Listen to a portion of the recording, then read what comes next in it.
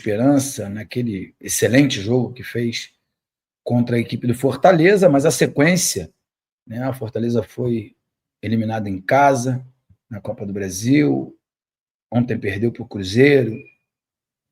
Claro que o Cruzeiro é um ótimo time, um time que contratou bastante gente boa, o treinador chegou e botou moral, botou pau na mesa, né? Dispensou o Dudu, barrou o Gabigol, enfim, fez o time jogar, mas a verdade é que o Vasco não está fazendo a sua parte, né? Até ganha quando joga em São Januário, mas em todas as partidas que jogou fora de casa, o Vasco perdeu, né? Com exceção o jogo do Flamengo, que o mando de campo era do Vasco. Então, nesse jogo foi empate. Então, é preocupante. Temos, nesse meio de semana, um jogo importantíssimo, né, para alguns, porque eu acho que o Vasco estar em 3 competições muito ruim para o Vasco, muito ruim. Ele não tem elenco para sustentar 3 campanhas positivas. Por isso o Vasco não vai bem em nenhuma das 3 competições. Tirando ali alguns lampejos, né, que existem, claro. Não estou dizendo que os jogadores são ruins, pelo contrário. Acho que hoje necessita muito do Verratti, dos gols do Verratti. E eu sempre falei aqui, acho que precisa contratar goleadores. Um time não se sustenta com apenas um goleador. Há uma expectativa do Ryan de que ele seja esse segundo goleador. Há uma expectativa em cima do Nuno que também oscila muito, né? Os craques, Felipe Coutinho e Payet, já deram mais do que demonstração de que não são eles que não serão eles esse segundo artilheiro, né? Então o Vasco fica muito dependente do Verratti. E lá no sistema defensivo, algumas vezes o Léo Jardim consegue fazer os milagres e salvar o Vasco, outras vezes ele não consegue. Então isso deixa a gente bastante preocupado mesmo, em relação ao futuro do Clube de Regatas Vasco da Gama no Campeonato Brasileiro, que é o que mais importa, é aquele que assusta o torcedor, porque infelizmente tem o rebaixamento. Nas outras competições, se o Vasco perder amanhã ou quarta-feira para o Melgar e for eliminado na Sul-Americana, não muda nada. Eu acho até que é benéfico para a equipe do Vasco da Gama. Se na próxima fase aí da Copa do Brasil ele pegar um confronto difícil, porque ele teve muita dificuldade contra um time da Série C, né? Muito bem treinado. Eu, de novo, vou ressaltar aqui o belo trabalho que faz o técnico do Operário. Não sei quem é, não sei o nome, porque senão daqui a pouco as pessoas vão ficar dizendo aqui que eu estou indicando para o técnico do Operário para cá ou para lá. Não é isso, não é mesmo, é só que eu vi os 2 jogos, assisti atentamente, e o primeiro jogo o Vasco era comandado pelo Felipe. Nesse segundo jogo, bom, obrigado, Rafaela Queiroz, Bruno Pivetti, Rafael Joia também disse aqui. Obrigado pela colaboração de vocês, por isso que é sensacional fazer live aí com pessoas que estão atentas, né? O Bruno Pivetti jogou até melhor quando esse jogo foi em São Januário, quando o jogo aconteceu em São Januário, e me deixou bem impressionado positivamente o trabalho do Bruno Pivetti. O Vasco tomou um passeio, assim, eu diria. Tanto que o Léo Jardim foi o melhor em campo durante os 90 minutos e depois se destacou, claro, defendendo 3 penalidades máximas que deram o Vasco a possibilidade de chegar às oitavas. Agora, nas oitavas, vai ser sorteio, né? Agora, os principais times do Brasil se classificaram e a chance de ter um confronto grande, né? De um clássico como Vasco e Flamengo, como Vasco e Palmeiras, sei lá, essa chance ela existe, né? A gente vai torcer para que isso não aconteça, porque alguns times foram eliminados para alguns times Série C, Série D, né? A gente vai torcer para que o Vasco pegue um time menos tradicional, a nível nacional, né? Porque acho que todo mundo tem a sua importância no Brasil, que é um país continental, não posso diminuir, por exemplo, o Náutico. Eu acho que eu tenho que exaltar o Náutico sempre, porque o Náutico é um gigante que hoje está na Série C, não fez um jogo duro contra a equipe de São Paulo, perdeu os 2 jogos, mas é um time forte, um time grande, que joga bem lá na Ilha do Retiro. Só que não tem, na Ilha do Retiro não, né? Ilha do Retiro é do Sport, que não vem bem, né? Mas é uma equipe forte, que hoje não tem recursos financeiros. Então, é claro que a gente gostaria de pegar um time assim, um time com menos poder de investimento. Embora não se saiba qual tipo de investimento o Vasco vai poder fazer nessa próxima janela, que tem sido assustadora, diga-se de passagem. As escolhas do presidente, dessa diretoria, são horrorosas, gastando milhões e milhões de reais com jogadores medianos para baixo. Então, fico até com medo quando essa janela ela se abre.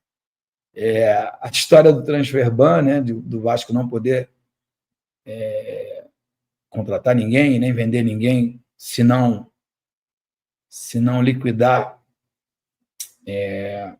os débitos que estão em aberto, ou pelo menos fazer um acordo com esses atletas, eu confesso que me conforta, porque aí eu sei que não vai sair ninguém, né? Tipo, o Léo Jardim é pretendido pelo Porto, entre outros times, né? Tem times aqui do Brasil também, já ouvi falar em Cruzeiro querendo o Léo Jardim, já ouvi falar em Palmeiras querendo o Léo Jardim.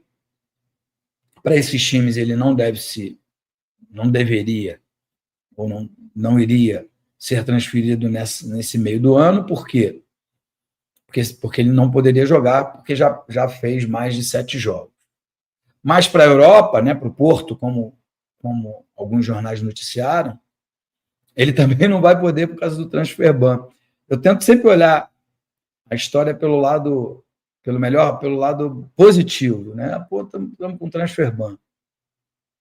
Que bom. Que bom. A gente também não vai poder vender, porque tem sido muito ruim, mas muito ruim, muito traumática as janelas de transferências do Vasco da Gama. Por exemplo, hoje o cara que me dá aula, né, de personal, que é vascaíno, Ladeira, ele me perguntou: Leandrinho, volta no meio do ano? Falei: depende de como foi feito o empréstimo, porque o moleque é avião, o moleque é muito bom jogador. Se ele foi emprestado com opção de compra, provavelmente o time que ele joga deve comprá-lo, porque não deve ter sido gigantesca o valor de compra, porque o Vasco não tem vendido bem e tem comprado pior ainda. Mas, enfim, vamos voltar ao assunto importante, né? O Vasco precisa abrir o olho em relação à zona de rebaixamento. Eu acho que sim, porque o Vasco só está conseguindo resultados positivos em casa. Então, são 10 jogos, 10 rodadas, 10 pontos. Se continuar assim, faz 38 pontos e não se livra do rebaixamento. É claro que uma hora ou outra o Vasco vai conquistar um bom resultado fora de casa, mas uma hora ou outra também vai sucumbir e não conseguir a vitória. Por exemplo, o jogo de sábado é dificílimo, dificílimo. O Red Bull Bragantino, se vencer hoje, assume a vice-liderança do campeonato. E aí vai vir com tudo para encarar o Vasco no próximo sábado, às 21 horas, em São Januário. Então, tem algumas coisas que a gente precisa dizer, a gente precisa ser claro, justo, honesto, e eu estou assim, preocupado, porque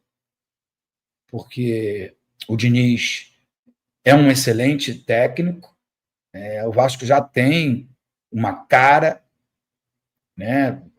Tem característica de time do Diniz, que toca, sai lá de trás tocando, até chegar lá na frente, mas muitas vezes deixa a desejar nesses quesitos e de alguma forma deixa a gente preocupado.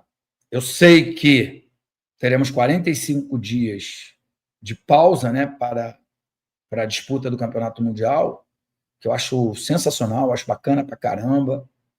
Acho que os brasileiros têm chance, e eu vou responder por quê. Primeiro, porque todos eles se reforçaram bem. E segundo, porque vai estar muito quente nos Estados Unidos. Eu acho que... E os times brasileiros, eles estão no meio da temporada. Estão no auge da parte física. Os times europeus estão em final de temporada, né? E eles costumam estar muito mal fisicamente no término da temporada. E quando vier o calor, a tendência é que esses times sintam mais na questão física do que os clubes brasileiros.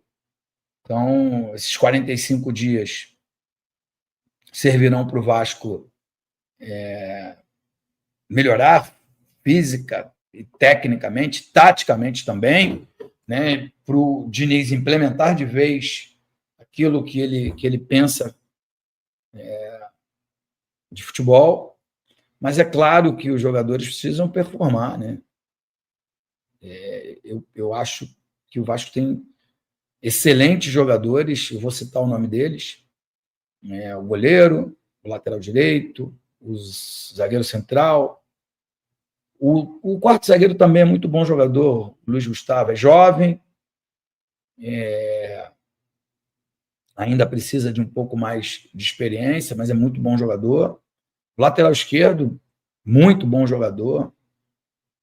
Daí para frente as coisas começam a ter um pouco mais de dificuldade, mas acho que a defesa não era para sofrer tantos gols. É claro que se der a bola para o Guga e ele chutar ali mais 10 vezes, é capaz da bola não entrar. No calor do jogo ali, ele chutou, pegou bem na bola, a bola acho que desviou e acabou que foi um golaço do lateral direito da equipe do Fluminense. Mas é um Vasco que toma muito gol. Mas por quê, Edmundo? Porque falta organização? Talvez sim. Mas acho que falta capacidade de compreensão e do tesão, da vontade, da disposição de ganhar jogos. Sabe? Você faz 1-0, um gol completamente... Bola parada sempre é muita treinamento, mas muita sorte, né? O Fábio saiu mal, e aí o João Vitor fez o gol. Era para aproveitar esse balde de água fria, porque o Fluminense era melhor no jogo. Aí o Ryan perde uma situação clara de gol, depois ele dá um chutaço lá do meio da rua, a bola explode no travessão, por alguns centímetros para baixo a bola entraria e seria talvez até o gol da rodada, e o Vasco ampliando o placar, ficando um pouco mais tranquilo para conquistar a vitória. E aí, quando parecia que o jogo se encaminharia para acabar o primeiro tempo 1-0 para o Vasco, eis que o Verratti faz o gol contra, e aí parece que o Vasco inexistiu a partir daí, sabe? Tem sido muito traumático para o time do Vasco da Gama levar gol. Qualquer gol, o rendimento da equipe cai muito. Eu acho que isso é uma obrigação do técnico, é uma obrigação de quem comanda a equipe, no caso agora o Fernando Diniz, equilibrar isso, dar confiança para que os jogadores continuem jogando uma boa partida, continuem firme no propósito de conquistar as vitórias, né, principalmente fora de casa, que elas não estão acontecendo, e elas fazem muita falta no resultado final. Então é preciso estar talvez até mais concentrado, porque nos jogos fora de casa, porque nos jogos em São Januário, a torcida não deixa o jogador desconcentrar. Ela cobra, ela grita, ela incentiva. A atmosfera é muito positiva de São Januário. Isso, sabe, deixa qualquer jogador com adrenalina lá em cima. Enérgico como é o Fernando Diniz à beira do campo, também não deixa esses jogadores ficarem dispersos. Mas fora de casa, isso acontece o tempo todo. Em São Januário, um pouco menos. O Vasco vai se limitar a ser um time que só joga em São Januário? São 19 rodadas.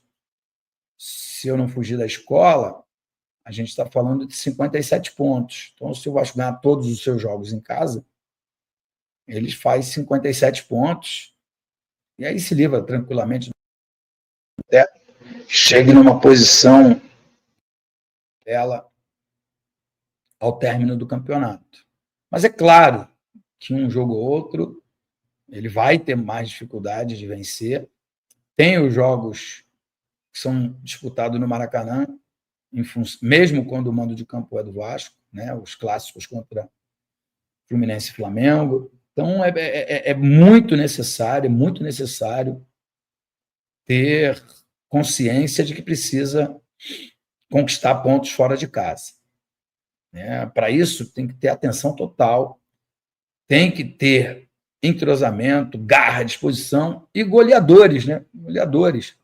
Mas precisa ter jogadores que façam pelo menos 20 gols no ano. O Verratti já tem 21.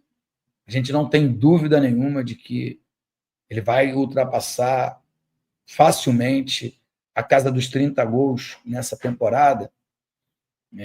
Possivelmente vai brigar pela artilharia dos campeonatos que o Vasco estiver disputando, né? O brasileiro, com certeza. Eu não sei até que fase vai o Vasco na Sul-Americana, não sei até que fase vai o Vasco na Copa do Brasil, mas deve ser ele o artilheiro do Vasco em todas as competições. Mas é pouco. É pouco porque quando você pega uma zaga bem postada, como foi a do Fluminense, com um zagueiro experiente, como é o Thiago Silva, e que sabe que a equipe do Vasco joga toda em função do Pablo Verratti, ele encostava no Pablo Verratti e não deixava o centroavante do Vasco cabecear livre, como algumas equipes permitem. E aí, ao final do jogo, ficou um gostinho ruim, amargo, né, no centroavante e principal jogador do Vasco na temporada, o Pablo Verratti, porque ao ajudar, ao ser voluntarioso, ao querer ser participativo, ativo e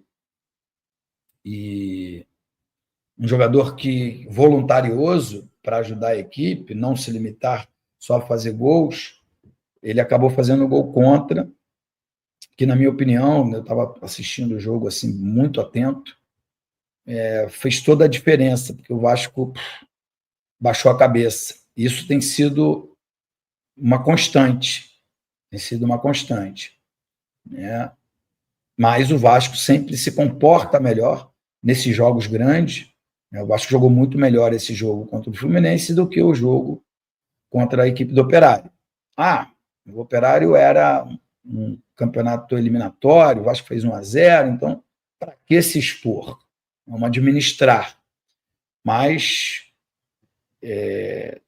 a característica de jogo do Fernando Diniz é a melhor disparado para administrar. Quando você tem a bola, você dificilmente vai levar gol da equipe adversária, porque a bola está sob o seu domínio. Mas quem teve a bola em São Januário no jogo contra o Operário foi o Operário. Criou várias oportunidades, obrigou o Léo Jardim a fazer defesas espetaculares, e eu não tenho a menor dúvida de que ele foi disparado o melhor em campo. Não só porque pegou os 3 pênaltis depois, mas porque no jogo mesmo, no jogo... Peraí, deixa eu só responder um amigo aqui. Salve, torcedor do Vasco, sejam bem-vindos ao canal Vasco Full. Todos os dias conteúdo exclusivo do Vasco para vocês. Antes de mais nada, deixa aquele like, se inscreve no canal, ativa o sininho das notificações, assim você não perde nenhuma notícia do Vasco da Gama nas vozes dos melhores setoristas do Vasco. Vasco que quer se livrar do Jair, né? O Jair que tem um salário milionário aí, mais de 700 mil reais por mês. O Vasco pretende não utilizá-lo, né? E não faz parte dos planos do Diniz. E o Vasco procura um outro clube para o atleta. O Atlético Mineiro, São Paulo são alguns clubes interessados. Porém, o Cuca vetou o jogador aí no Atlético Mineiro. E essa é a informação aí do mercado da bola. Deixa seu comentário, sua opinião. Deus abençoe cada um de vocês. Tamo junto, forte abraço. Vamos Vasco!